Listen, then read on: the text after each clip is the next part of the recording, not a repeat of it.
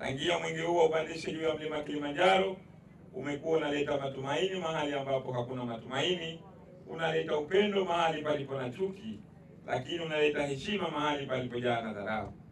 Eneo hili kwa kweli kulikuwa kuna changamoto kubwa ya maji. Wewe umetuambia, lakini pia wananchi wenyewe kwa kuwahoji mmoja mmoja pia wametueleza. Lakini leo hii Daktari Samia Suluhu Hassan ameona kilio cha wananchi hawa. Mheshimiwa mbunge ameeleza, Mheshimiwa diwani pia ameeleza juu ya kadhia ambayo wananchi wa hapa walikuwa wanaipata.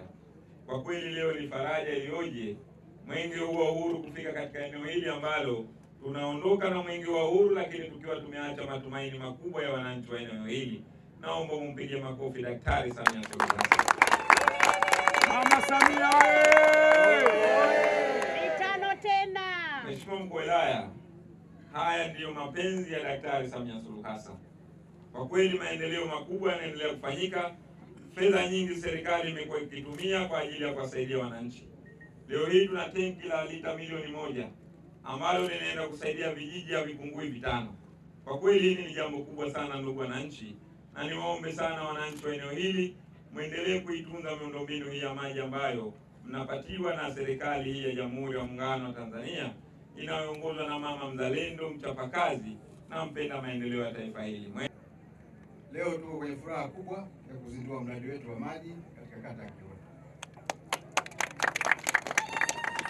Tukiwa kwenye kata hii kulikuwa na kero kubwa sana ya maji, lakini serikali ya awamu ya 6 ikiongozwa na rais wetu Mama Samia Suluhu Hassan inatusaidia sana katika jimbo hili la Morogoro kupunguza kero ya maji.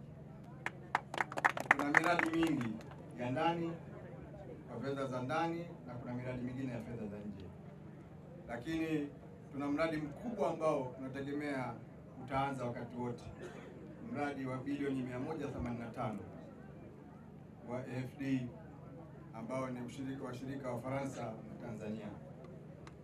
Utekelezaji wa mradi huu ulianza tarehe 12 Aprili 2022 na kukamilika tarehe 27 Septemba 2023. Lengo la mradi ni kuboresha huduma ya maji safi na salama kwa wananchi.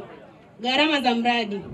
Kwa mujibu wa mkataba, gharama za mradi huu ni shilingi milioni 468,467,886 pamoja na kodi la ongezeko la thamani yani VAT.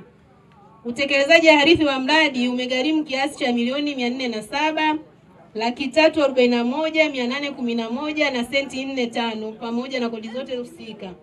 Kiasi cha fedha zilizobaki yani kiasi cha shilingi milioni 61,126,074 na senti 55 ziliombewa kibali kutoka Wizara ya Maji ili zitumike katika matumizi mengine. Kwa jina naitwa Moralisa Mshana. Nashukuru kwa kweli sasa hivi tunapata maji, ila japo sio sana, tunapata kwa wiki mara moja. Kwa hiyo tulikuwa tunaomba at least sasa tupate kwa wiki mara 2. Tunashukuru sana Mama Samia katutua ndoo. Tulikuwa tunateseka sana na maji, ila kwa sasa hivi kwa kweli kidogo alhamdulillah.